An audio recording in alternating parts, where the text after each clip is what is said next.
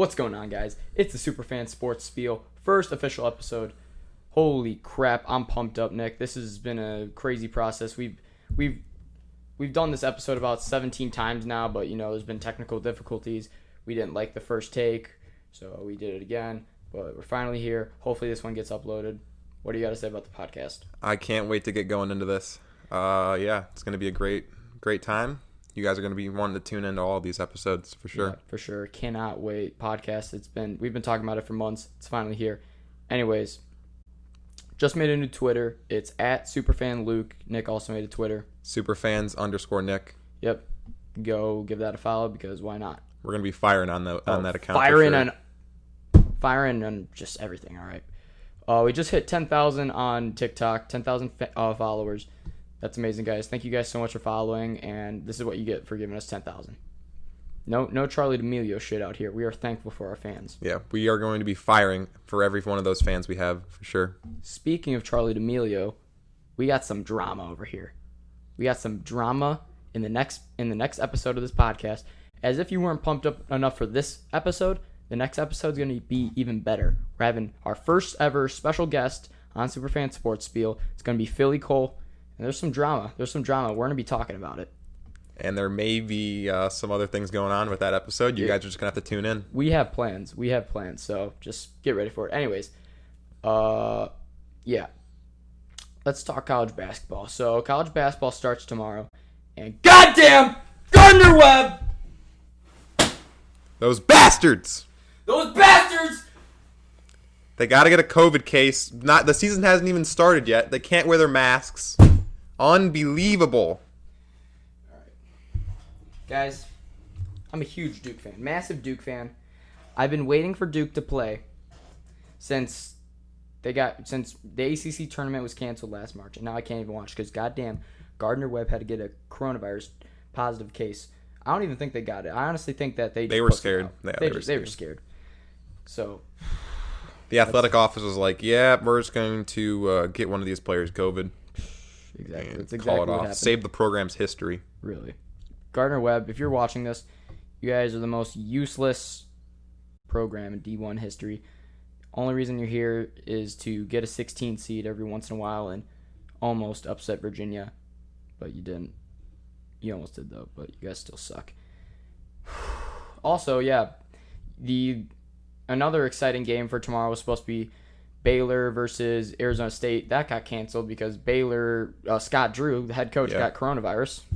They knew Arizona State was going to come out firing on him. I'm almost positive. He just went out to the club. Those bastards. How can you be the number 2 team in the country with one of your most promising rosters and you get coronavirus before the first game? That doesn't make any sense to me, Scott Drew. If you're listening, get it real, man. They were definitely scared because if they won that game, they would have had to play Villanova, who's number 3 in the country, and they would have got fisted. That would have made for a great game, but freaking Scott Drew being a bum.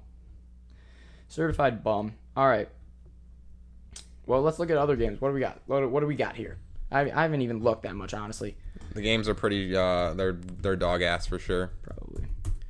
Our best game is Illinois State Redbirds taking on the Ohio State Buckeyes? That might be our best game. I got Redbirds. I got the Redbirds coming in, upsetting Ohio State. I think Ohio State's going to get stunned, and their fans and the program are not going to be looked forward to the next couple games because that program's going to go down the crapper for sure. Do not sleep on the Eastern Illinois Cougars. We also got Villanova-Boston College. That's a part of the tournament, so if Villanova wins, they'll play the winner of Arizona State-Rhode Island.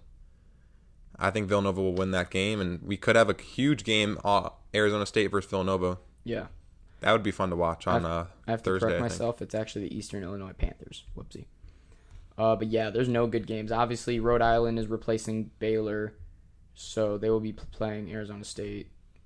I'd imagine Arizona State will take care of business. Who knows, though? We tend to see a lot of upsets and a lot of teams showing their true colors this first weekend, so you never know.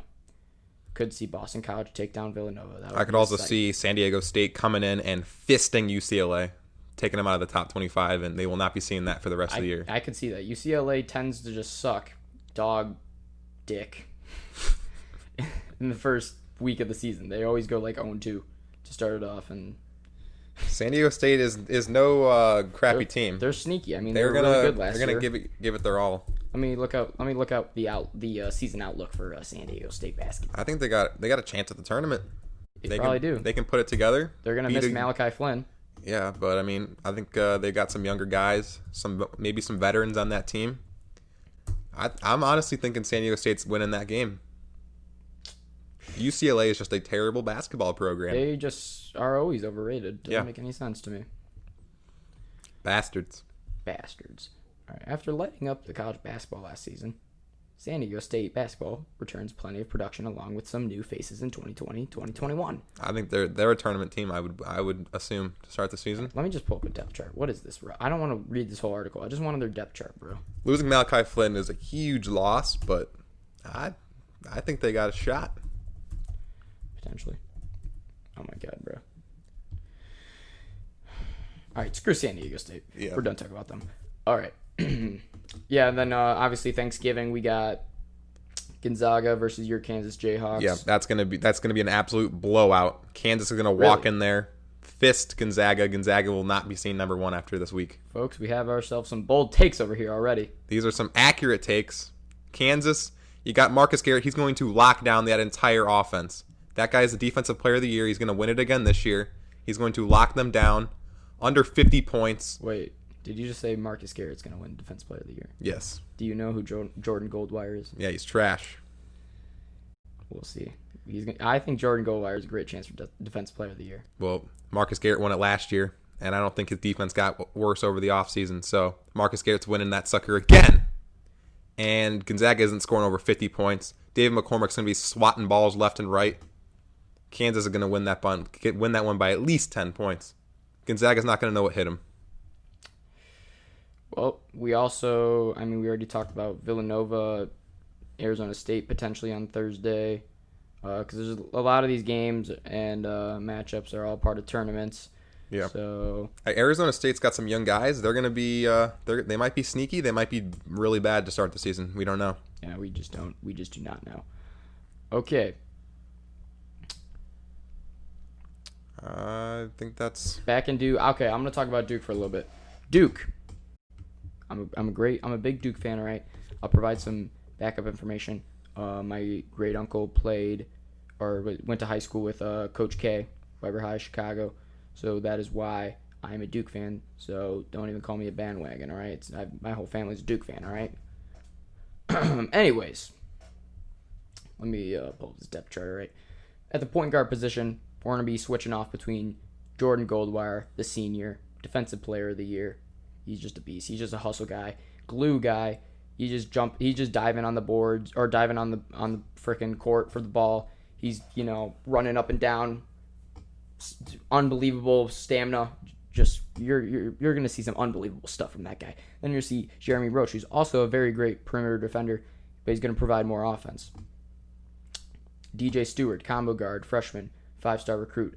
Jeremy Roach is also a 5-star recruit. DJ Ward from Whitney Young High School in Chicago. He's going to be a nice combo guard. We'll see I don't really know much about him. I think he can shoot. I hope he can shoot. Wendell Moore, he's going to be him and Jalen Johnson. Jalen Johnson is our top 10 recruit. Jalen Johnson and Wendell Moore, that is going to be a tandem. All right, just be scared for those guys. Those guys are going to be dropping 50 points a game. All right. Joey Baker, Jr., I'd like to see him improve his jump shot. If he can do that, that would be scary. Matthew Hurt is going to improve a lot. He's going to take a massive step forward. I think he's going to become more physical, better rebounder, take better shots, finish better. I cannot wait to see what he's got in store for the season. Patrick Tape, graduate transfer from Columbia. I mean, he can rebound. He can get in the passing lanes. He can block shots. Cannot wait. 6'9", like 240. Ooh, he's a tank. Mark Williams. Now let's talk about an absolute tank. That guy's 7 feet tall, 250 pounds, an absolute tank. He will rock your shit. All right, just watch for that guy. All right, Kareem Abdul-Jabbar watch list right there. And then the other guys we got to talk about are Jamin Brakefield and Henry Coleman, 2 freshmen, 4-star guys. We'll see if they can make their way into the rotation. Probably not as much early on, but a few games in. we'll probably see their faces on the courts. But yeah, I really love Duke because we got 11 guys. We have 11 guys who I think will be seeing the floor this year. And when you have 11 guys in college basketball, that is a great advantage. That's what you like to have in college basketball. That's what differentiates college basketball from the NBA. NBA, everyone has 10 to 11 guys who will get on the court, and it's just every team. College basketball, you have teams that have 6 guys that can play, and then you have teams that have 12 guys that can play. And the teams with 12 guys, 11 to 12 guys that can play, those are the really good teams. Those are the teams that usually come out on top. And that's why I like Duke this year. They don't have your typical Zion Williamson, RJ Barrett, but they have a lot of guys who can play basketball. And I expect Wendell Moore, Matthew Hurt, and Jalen Johnson to be just top tier players. Wow! Let's go! I'm thinking that the Kansas basketball team, when it gets down to it, is just going to be a better team than Duke. They just got more experience, and that's what matters in college basketball. This is going to be one of the most experienced Duke teams in a few years, so let's not even go into that topic. Anyways, I think that wraps up the college basketball talk. It up. Okay. Next, we got Charlie Morton this morning, signed with the Braves, 1 year, $15 million. I think that's a really good signing for the Braves. Yeah, I like that a lot for the Braves. Adds to that pitching staff, which is already really good. It's not Trevor Bauer, but I mean, they probably spent two-fifths of what they would have spent on Bauer. Yeah. And he could be as good as Bauer. Yeah. In the playoffs, he's really good, and that's what they really need. Pitching is like the top few guys. Like, pitching is like, it's hard. Baseball in general, like, when you get guys, it's just God, I'm just jumbling my words right now. But it's a really streaky sport. Like, one guy, you can have a Trevor Bauer, he had Cy Young, Jesus Christ, I cannot talk right now. Trevor Bauer won the Cy Young last year. He could easily come out, throw like a 3-year ERA, which is still great, but like that's not nearly as good as what he did last year. Charlie Morton last year threw like a 4.5 ERA. It wasn't anything sexy. He wasn't really good, but in the playoffs, he really put it together. And then he can come back this year and just throw like a 2.5 ERA, be just as good as Bauer, and they got him for half the price. So yeah, that now makes their rotation Soroka, if he can come back by the playoffs healthy. Max Fried, who was a Cy Young candidate until he got hurt. 4th or 5th or something. Ian Anderson, who's a promising rookie last year. Now, are the rookies? No, they're not going to still be considered rookies. But yeah, second-year guy, very promising, looked great last year. Now they have Charlie Morton, that's the 4th guy. And then they just signed Drew Smiley and Kyle Wright, which are both kind of not very good, but for 5th guys, they're fine. When you exactly. The top 4 are amazing.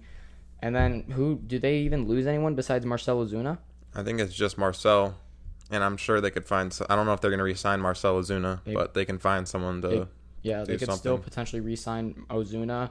Christian Pache, when Adam Duvall went down in the playoffs, Christian Pache filled in pretty well. I mean, he didn't have an amazing playoffs, but he wasn't a liability, I don't think. Yeah, he was decent for a young player. I think he'll improve in 2021. I think that team is the second best team in the National League. Yeah, I do too. I mean, you saw them make the NLCS last year. Probably should have won it. Up 3-1. Blew the lead. That's just what the state of Georgia does. They just like blowing shit. And they needed a starting pitcher. They had 2 guys, and that was kind of it. Yeah, so getting Morton was huge for them. That's exactly what they needed. They just needed another pitcher, and they filled that need. Because in the playoffs they had Fried and Anderson. Then they had to go to Kyle Wright. AJ Minter made his first. What was it? It was Game 4 of the NLCS. AJ Minter, or was it Game 5? I don't even remember. AJ Minter made his first start since when he was at Texas A&M in college. That's just insane. And he actually pitched really well, but he was only able to go 2 innings, and then the bullpen came in and blew it. I mean, then the rest of their lineup is great. I mean, their offense is just. They got young stars. They got Freddie Freeman, who's just an MVP. Yep. So I like them for 2021 for sure. Acuna kind of even had a down year. he was pretty good in the playoffs and towards the end of the year, but if he can return to like 2018 form, Braves are going to be really good. Potentially going to make the World Series. Yep. All right, next topic. Jed Hoyer was just extended 5 years to be the Cubs' new president of baseball operations. He was the GM of the Cubs. Let me provide some backstory for the people who aren't very familiar with the situation. Theo Epstein came to the Cubs in like 2013. Basically, he built the Red Sox roster, won them a World Series, came to the Cubs, said, "Hey, I'm gonna win you guys a World Series. I'm gonna build you guys an amazing roster." He did just that, and he's more of a. People say that he's more of a like a build-up guy than really like a maintenance guy. So he's really good at building and getting all the pieces to build it up for 1 year, win the World Series, and then as you saw with the Cubs after 2016, they couldn't really do anything. So unfortunately, this year was an absolute mess. He had 1 year left on his contract.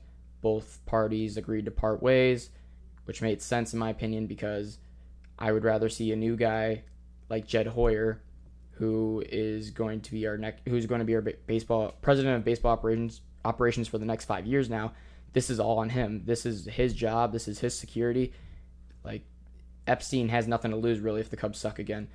Now this is all Jed Hoyer's. He can do whatever he wants, and you know what I'm saying.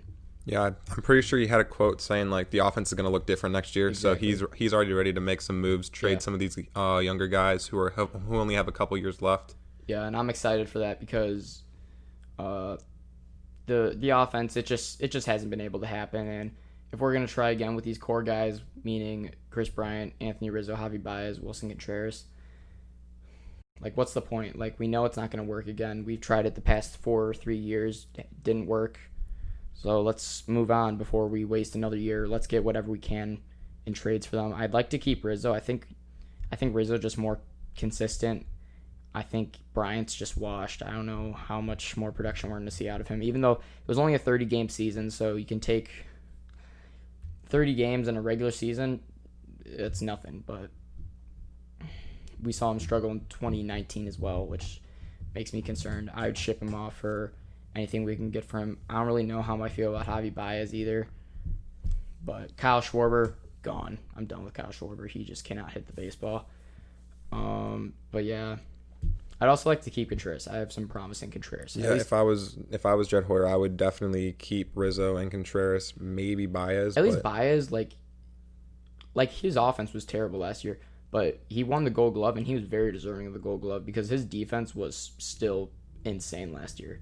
So at least Baez has that. Yeah, I think Baez might be gone, but I think it depends on what teams are offering for him, but Schwarber and Bryant should definitely be shipped out somewhere. Look, if Javier Baez gets traded, the only reason I'm going to be mad is because I will no longer have a Cubs uniform that fits of a current player because that's the only uniform I have or jersey I have right now. All right. Is that a good I think that's good point great. To wrap it up? Yeah. All right. So thank you guys so much. That was the first episode of Superfans Sports Spiel. I hope you guys liked it. Leave a comment on what you think we can improve, what we should talk about. The TikTok, of course, you guys probably already know, is at superfans.sports. My Twitter, once again, is at superfanluke. I am at superfan_Nick. And yeah, guys, next episode we're gonna be having Philly Cole on. Can't wait for that. It's gonna be juicy. It's gonna be interesting. And yeah,